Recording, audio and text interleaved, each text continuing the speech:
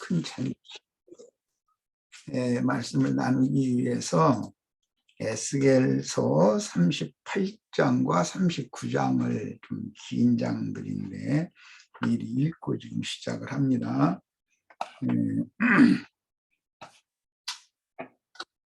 엊그제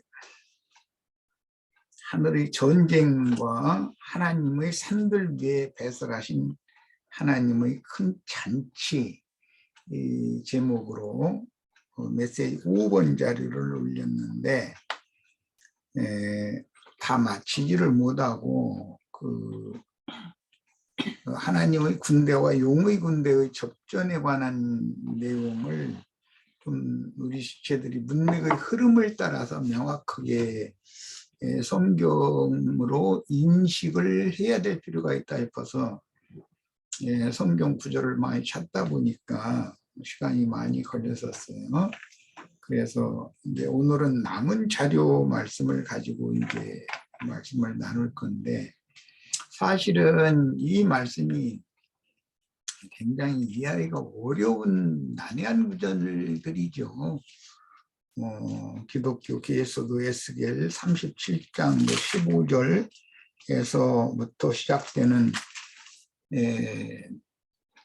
이스라엘의 유다 왕국과 요셉 족속이 한막대기로 이렇게 연합이 되어져서 통일 왕국이 세워지는 그런 예언, 그 통일 왕국이 세워지기 위해서 북방의 로스와 메섹과 두발 왕국의 그 대군을 이제 전쟁을 일으키게 해가지고 그 로스와 메섹과 두발 왕국에게 동조하는 그 이스마엘과 에돔 족속들 또는 구스와 붓 아프리카에 있는 그런 족속들까지도 그 곡의 동맹군이 되어져 가지고 이스라엘의 산 위에 이르도록 산들 위에 이르도록 침략을 하는 전쟁을 일으킬 것이고, 그 침략군을 이제 막기 위하여 또 이스라엘과 연합을 하는 어떤 큰 군대가 접전을 해서 북방 군대, 그 곡의 군대를 괴멸시키는 이제 그런 내용으로 되어 있어요. 그러니까 이것은 그냥 우리 지체들이 성경을 읽어도 상당히 난해하고 어려운 문제죠. 아직까지 이런 전쟁은 없었으니까. 지금 에스겔 38장이나 39장에 예언된 이런 전쟁은 없었죠. 그런데 그 예언의 말씀에 이스라엘의 선지자들을 통해서 매번 세상 끝날의 적그리스도가 누구인가에 대해서 많은 예언을 하게 했다고 그랬어요. 하나님께서 그중 이스라엘 선지자들을 통해서 말한 사람이 바로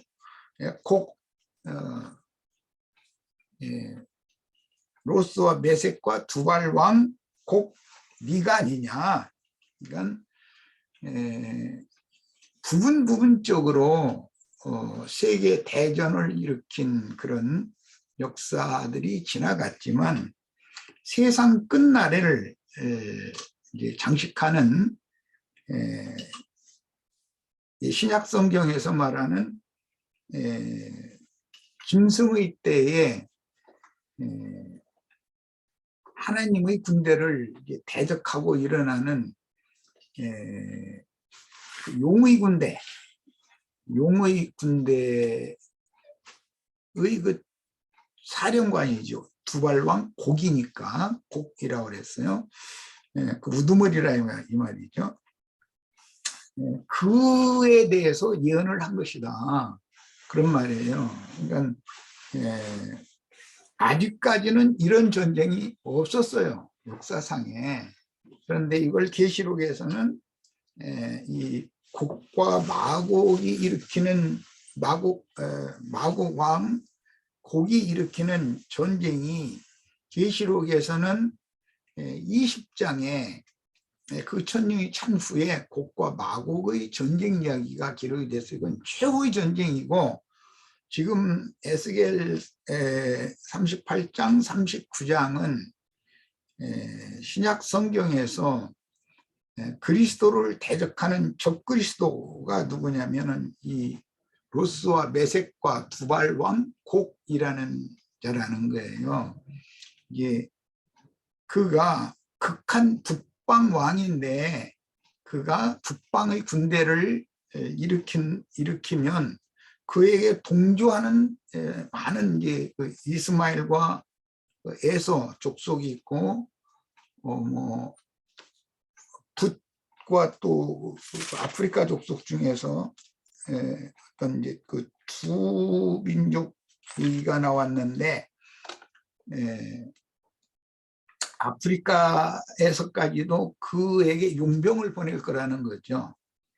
그래가지고 이제 이스라엘을 침략하게 되는 큰 대전을 일으킬 거라는 거예요. 그런데 결국은 하나님께서 이게 왜 그러냐면 이스라엘이 열방에 흩어져 있다가 다시 주님께서 모아주셔서 이스라엘 그 원래 조상들에게 주셨던 땅에 돌아와서 평안히 거주하고 있는데 괜히 그 시기를 해가지고 이스라엘을 이렇게 북방 왕 곡이 이스라엘을 친다는 것이죠. 그러면 이스라엘이 침공을 당하면 이스라엘의 편을 드는 어떤 연합국이 또 접전을 이 전쟁이 말려들지 않을 수가 없는 거죠. 그렇게 되면 세계 대전이 이제 일어나는 거예요. 그런 내용이 지금 성경에 예언이 됐어요.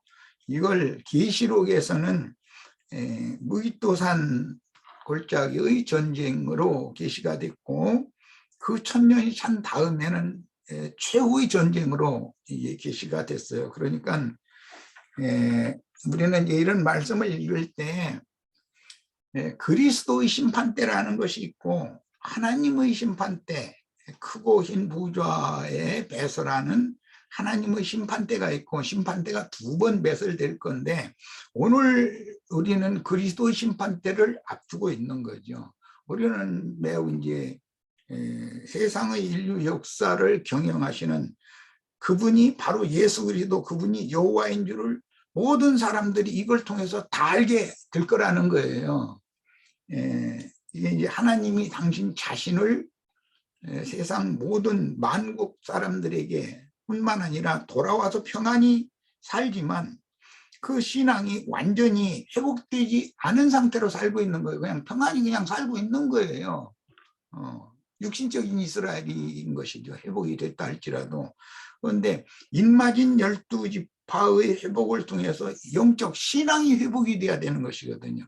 그것을 위해서는 돌아온 무리와 이렇게 북방 민족을 일으켜서 어마어마한 대전을 일으키게 하고 오히려 그 전쟁을 일으킨 로스와 메섹과 두발왕 곡이 그와 동맹한 뭐 오늘 말씀에 의하면은 뭐 터키 그 위에 아르메니아라고 그러나 뭐 그런 지역 그 모두가 다 그 북방 왕에 동조를 해가지고 이스라엘을 치는 동맹국이 된다는 것이거든요. 거기다 대고 이제 그 이스마엘과 에서 즉 말하자면 중동 뭐 페르시아와 뭐 이제 이런 나라들 언급을 했는데 이것은 이스마엘과 에서 족속들이거든요. 그런 족속들도 다 북방 왕의 편을 들어가지고 이스라엘을 이렇게 미워하는 거예요. 괜히 그냥 평온히 돌아와가지고 흩어졌다가 하나님께서 또 불러 모아주니까 돌아와가지고 평온히 거하고 있는 중인데 이제 괜히 치는 거죠. 그러면서 뭐 탈취하려는 그런 야심을 가지고 이렇게 친다고 그랬어요.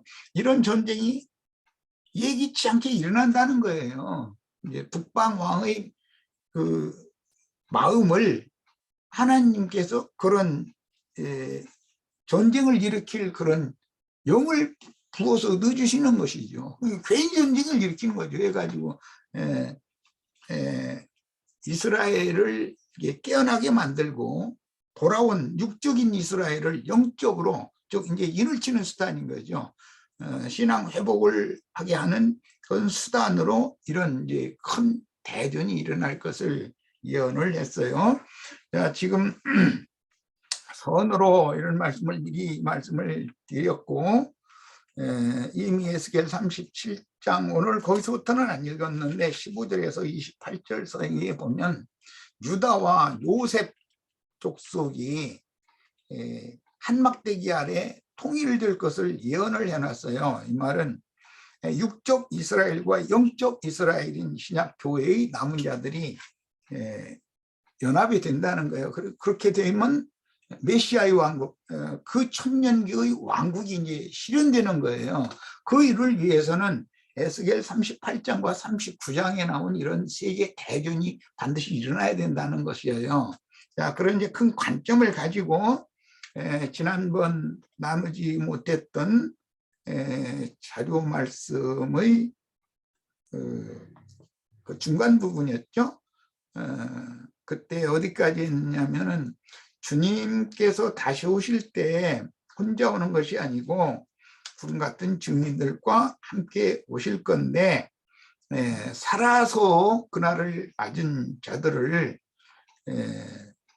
짐승에 의해서 다 죽임을 당하게 하심으로 추수를 하시지만 그들은 음부의 낙원으로 들어갈 필요가 없이 부활의 때이기 때문에 들어갈 필요가 없이 흰 구름 위에 앉아서 익은 곡식을 추수하시는 주님께로 데려감을 받는 거예요. 그러니까 구름으로 끌어올려간다.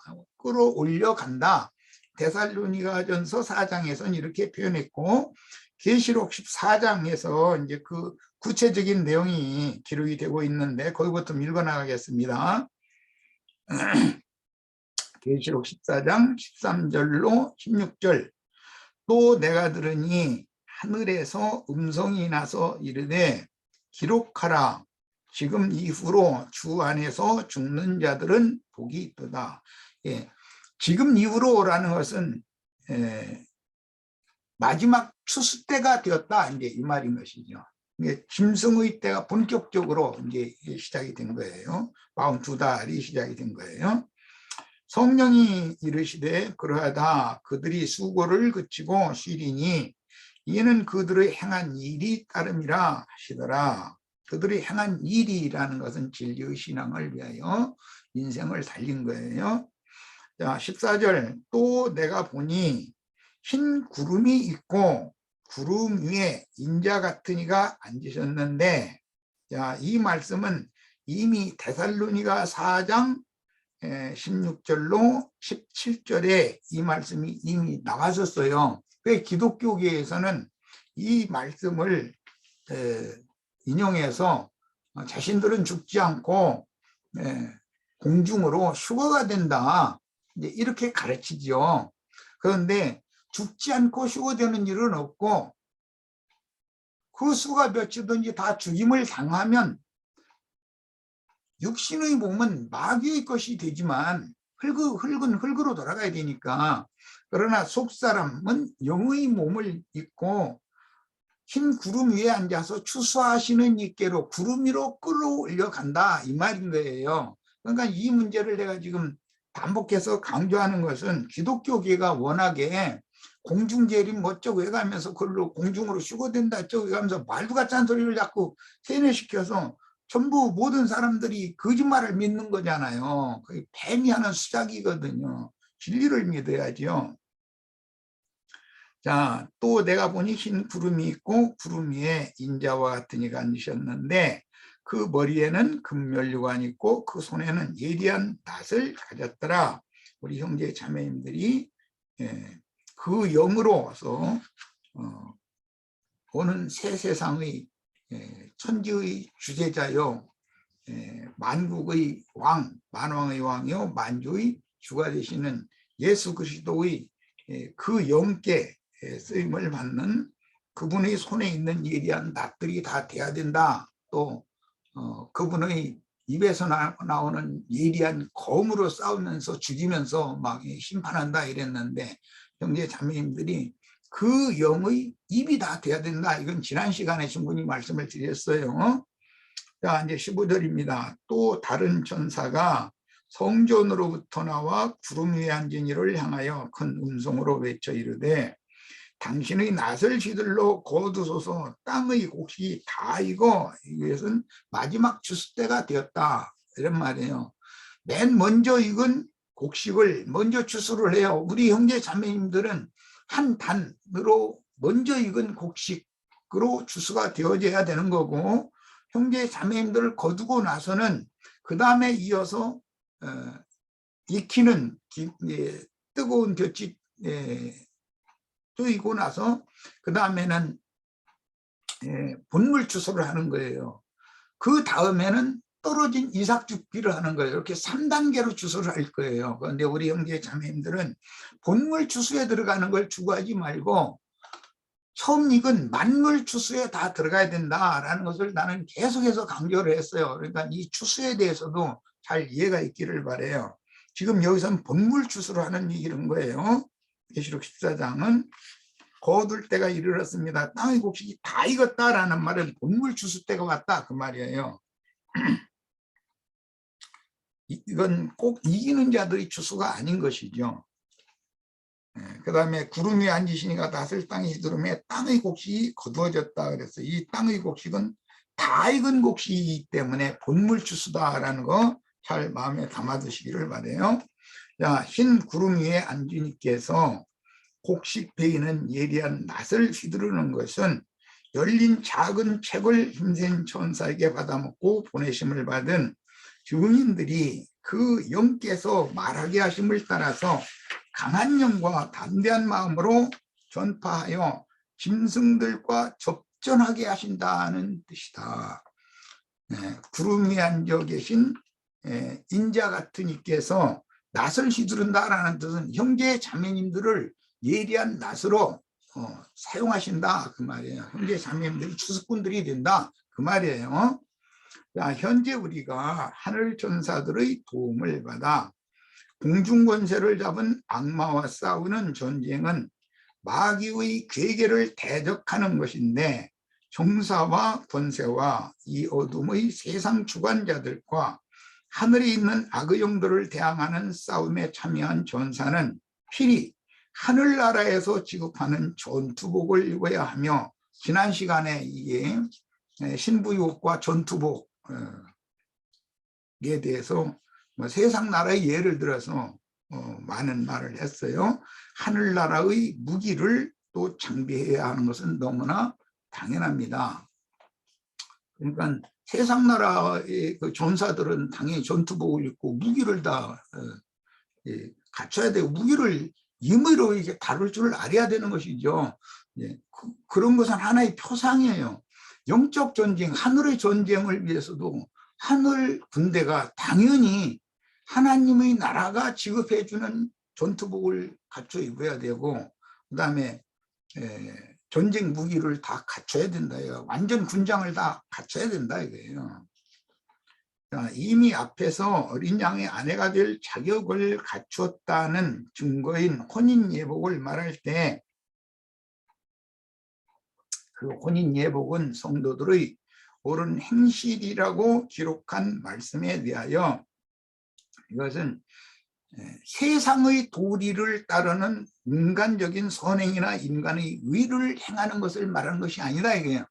여호와의 도를 행하는 것을 말하는 거예요. 하나님의 의와 하나님의 공도를 행하는 거예요. 하나님의 공의와 공도를 행하는 거예요. 이것은 하나님 말씀과 저희가 가진 예수 그리스도에 대한 증거로 인하여 목배임을 받는 것을 말하는 거예요. 그들의 그 신앙의 가르침 지도를 받아서 양무리들이 신부로 단장되는 것은, 그것은 신부의 옷을 입는 문제인 것이고, 하늘의 전사들은 당연히 전투복을 갖춰 입어야 되고, 그 전쟁을 수월하게 능수능란하게 전쟁을 수행할 수 있도록 무기를 다 장비를 하고 있어야 되는 것이죠. 그리고 하나님 나라에서 가장 큰 공헌을 세운 사람은 그 나라를 위하여 전사한 사람이에요. 세상 나라에서도 마찬가지예요. 살아서 그 나라를 맞는 것도 좋지만 사실은 전사자는 그 가족과 그 후세 자자 손손 그 국가가 다 책임지게 돼 있어요. 이제 그게 면류관을 이제 받는 큰 상을 얻는 것이라는 거예요. 자, 이미 앞에서 어린 양의 아내가 될 자격을 갖추었다는 증거인 혼인예복을 말할 때 그 혼인예복은 성도들의 옳은 행실이라고 기록한 말씀이 인간적인 선행이나 사람의 의를 행하는 것이 아니고 그리스도의 의, 하나님의 의를 행하는 걸 말하는 거예요. 즉 진리 증거를 인하여 순교자가 되는 걸 말하는 거예요. 자, 하늘 군대는 당연히 하늘나라에서 지급하는 군복을 입고 하늘나라의 무기로 싸우는 것이지 자신의 의나 인간들의 교만한 세상 지식이나 세상 교계의 지도자들처럼 조직신학 교리로 싸우는 것이 아니고 진리의 그린 성경의 숨은 의도와 말씀을 이루어주신 주님의 생명과 영적 지혜와 영적 지식으로 싸우는 것입니다. 세상의 혼인에는 신부가 가장 아름다운 웨딩드레스를 입죠. 그렇지만 하늘의 혼인 예복을 갖추어 입는 것은 진리의 말씀으로 의와 거룩하심에 따라 새로 지으신 새 사람이 그 속에 그리스도의 형상을 이루어 신령체를 덧입고 영광 중에 나타나는 거예요. 신부가 이렇게 나타나야 돼요. 자, 하늘 군대인 전사들이 빛의 갑옷을 입는 것이나 시온산에 올라간 신앙 정조를 지킨 14만 4천인 어린 양의 신부가 혼인예복을 입은 것은 진리의 그린 성경이 믿어진 성도들에게 응하여 말씀이 육신이 되는 거예요. 그 속 사람이 온전함을 이루고 주와 함께 영광 중에 나타나는 다른 모양이다. 이것은 영의 몸을 입고 나타난다 이랬어요. 육신의 몸도 있지만 영의 몸도 있는 거예요. 몸이랑 두 몸이 당연히 있죠. 사람이 두 사람이니까 시천사들로 오는 세상에 나타나서 새하늘과 새 땅의 영원한 기업을 유업으로 받는 것이 천국의 혼인이다.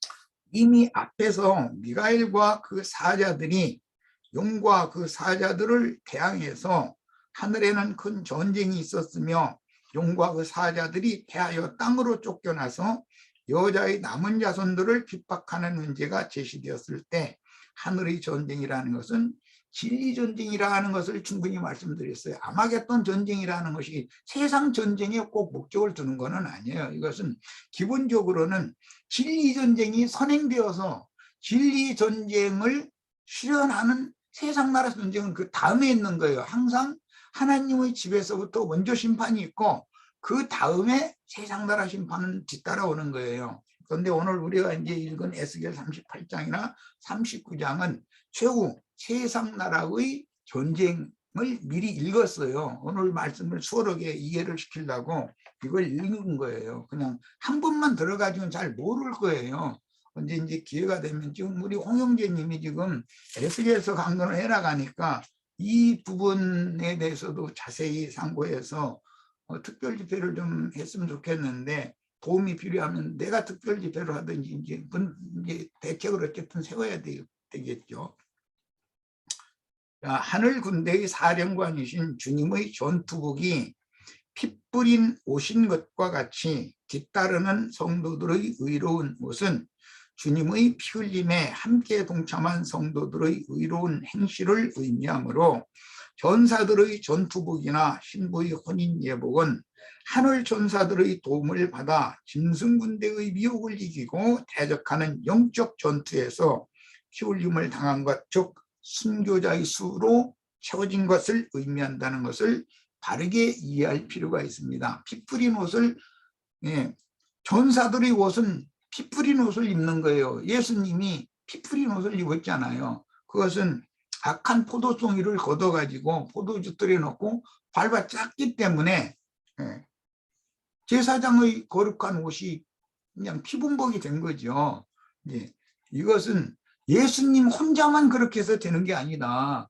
주님께서 그분의 영의 말씀을 맡겨가지고 다시 온 세상에 파송하신 주의 증인들이 동일하게 그 주님과 똑같은 사명을 위해서 피 흘림을 당해서 그 수가 채워져야 되는 것이다 말이에요.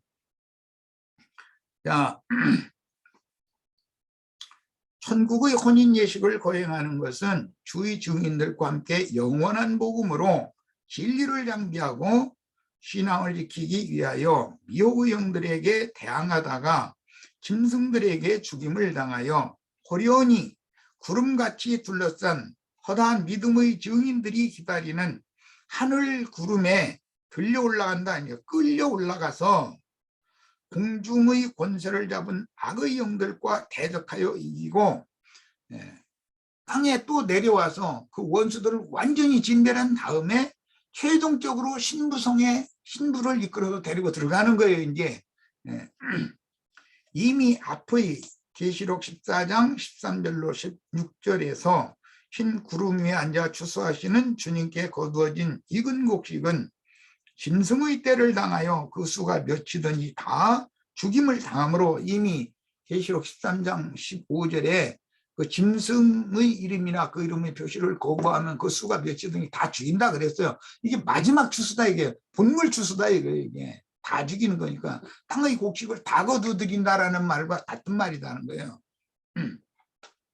공중의 구름 속으로 이끌려 올라간 것은 공중 구름 하늘이라고 됐고 창세기 1장에서는 궁창을 하늘이라고도 한다 이렇게 돼 있어요.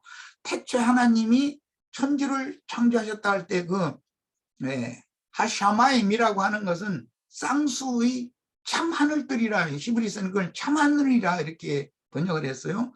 그러나 궁창 하늘은 그 셋째 하늘과는 다른 것이죠. 이 하늘이라는 용어를 단수의 하늘이라는 용어로 본 것은 하늘은 곧 여호와 자신이다. 창세기 19장 14절이든가 거기 보면은 소돔과 고모라 성을 심판을 하실 때 하늘 곧 여호와에게로서 불붙은 유황이 온 땅을 이렇게 달렸다 이랬어요. 그게 하늘이 곧 하나님이에요. 거긴 단수예요. 그 하늘은 하늘 곧 여호와께로서 할 때 거긴 단수예요. 그러나 창세기 1장 1절의 하늘은 쌍수예요. 그리고 모든 하늘들 할 때는 그 삼층천까지 궁창 하늘에서부터 쌍수의 하늘들 그 다음에 하나님 자신 포함할 때 그건 모든 하늘들 거기는 복수예요. 그러니까 성경의 하늘이라는 용어가 어떻게 사용이 되는지 단수, 쌍수, 복수 이걸 여러 번 얘기했으니까 잘 마음에 담아 두셔야 되겠어요. 그 다음에 이미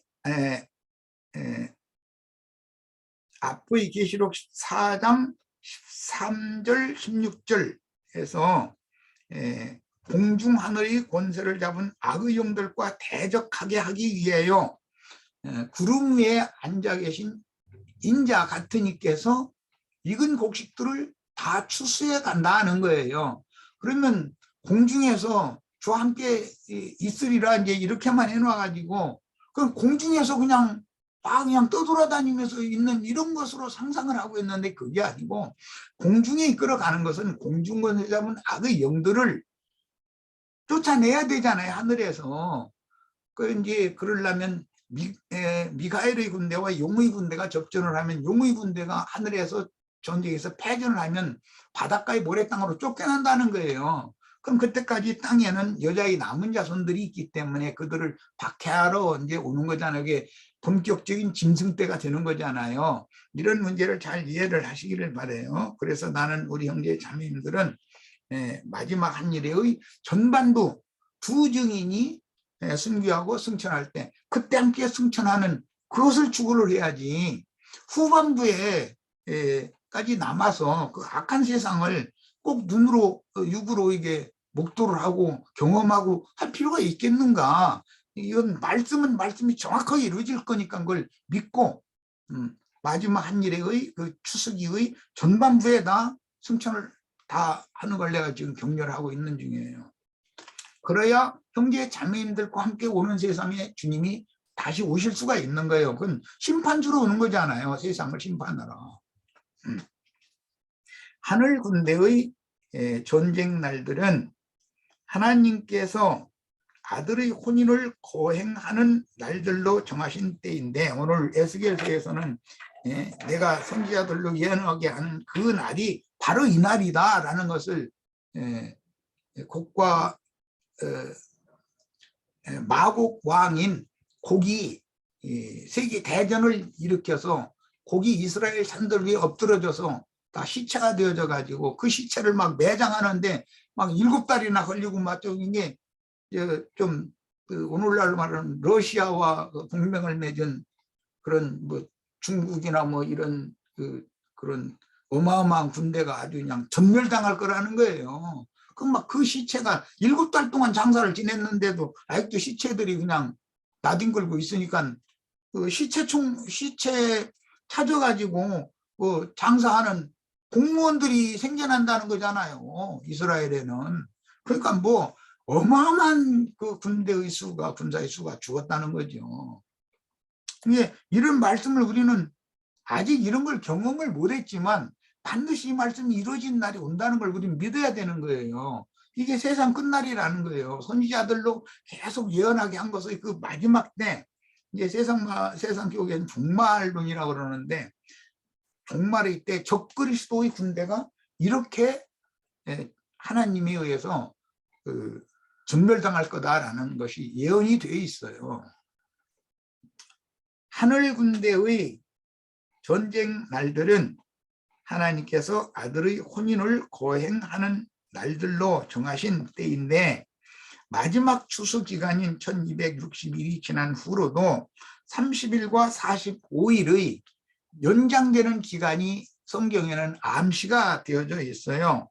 이 기간은 오늘 우리가 에스겔서에서 읽은 이스라엘의 산들 위에 베풀어지는 대관식 후의 뒤풀이, 세상 나라에서도 혼인잔치를 하면 반드시 온 손님들 다 막 먹고 마시고 하도록 그 뒤풀이를 하게 연회를 베풀잖아요. 그런데 그 연회의 내용이 에스겔서에 의하면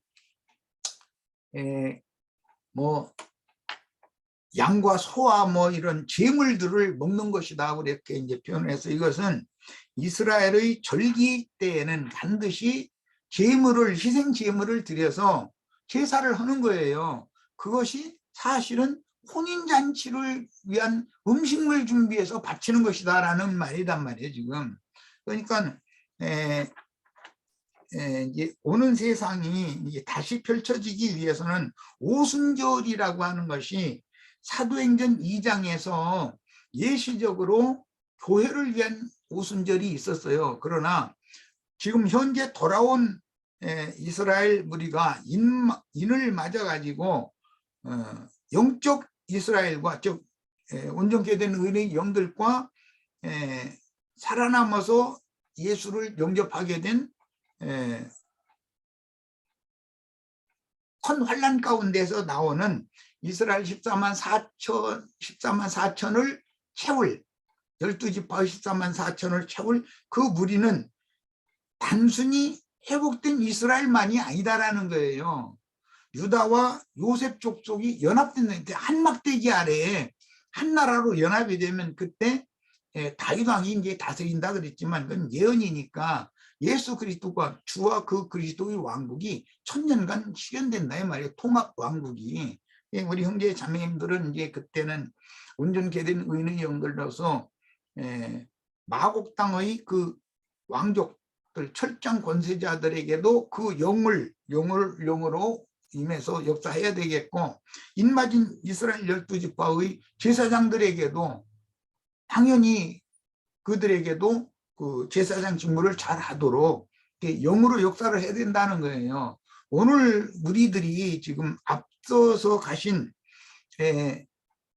온전케 된 의인의 영들과 주님이 사도행전 2장에서 불꽃 천사들을 데리고 함께 오셔가지고 그 구름 같은 증인들이 오늘 우리와 함께 계신 사실이 믿어져야 된단 말이에요. 이것은 나도간 형제가 이런 걸 가르치는 것이 나도간이라는 사람이 가르칠 수가 없는 문제예요. 이것은 그분들에게 계시되었고 그분들이 앞서서 믿음의 길을 간 그분들의 믿음과 신앙의 본을 그 영을 나를 통해서 우리 형제 자매님들에게 지금 영이 임하고 있는 것이단 말이에요. 그러나 이제 마지막 때에는 그 임하시던 영이 주와 함께 영광 중에 나타나는 때가 온다는 게 당연히 그래야 된다는 거예요. 이런 문제를 잘 전체적으로 이해를 하시기를 바랍니다. 구약 시대에는 예표상으로 약혼 기간이 7년이었고 실제 혼인 잔치 기간은 7일이었었어요. 그런데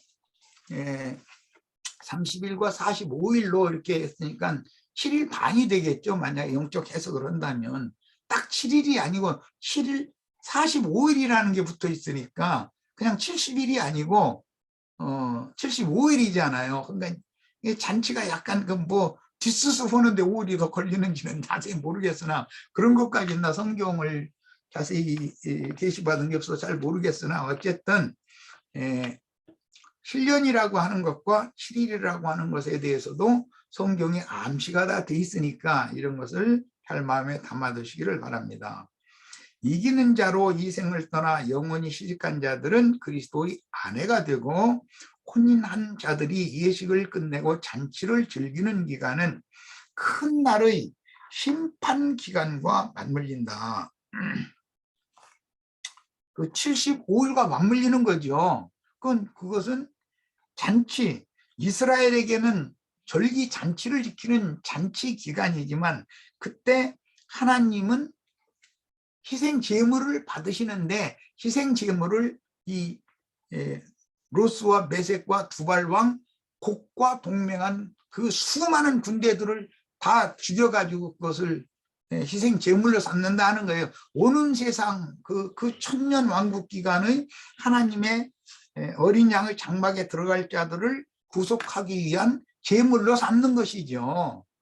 그 말이에요.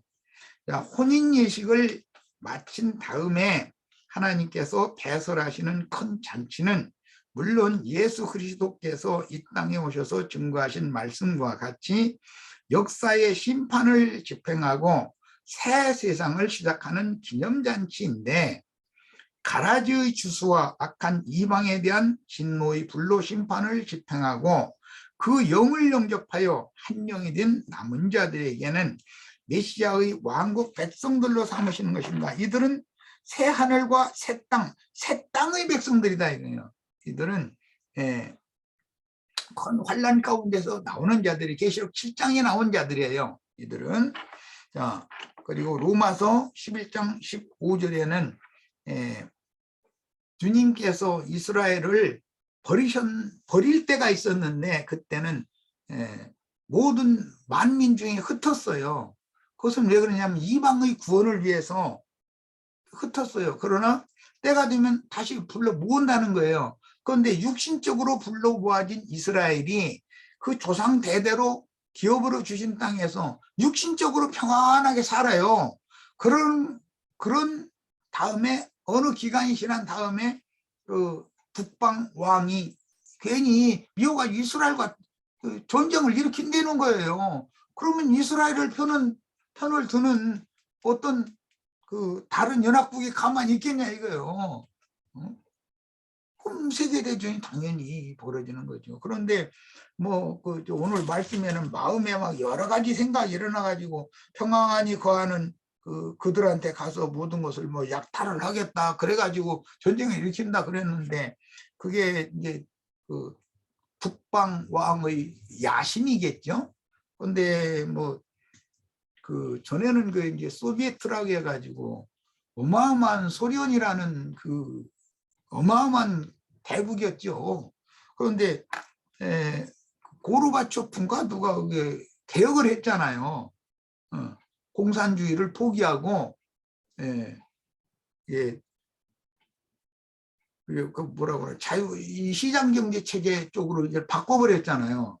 그러다 보니까는 또 이제 많은 그 위성국들이 독립을 했어요. 오늘날 지금 러시아가 치고 있는 우크라이나니 뭐 투르키메니스탄이 뭐니 막 해가면서 많은 그 열국들이 이제 소련에서 독립을 했어요.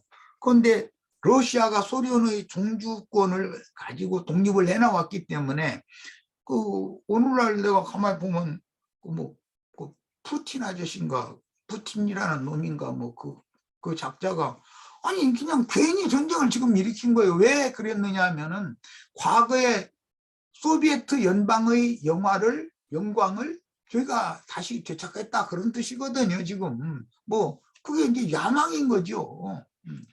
이렇게 해서 전쟁을 일으켰어요. 이런 걸 보면서 야 이게 참 하나님 말씀이 코로나가 거의 이렇게 수습이 되어감과 동시에 얘가 또 일을 저질러 가지고 이게 역병이 끝나감과 동시에 전쟁이 일어나 이게 참 희한하네.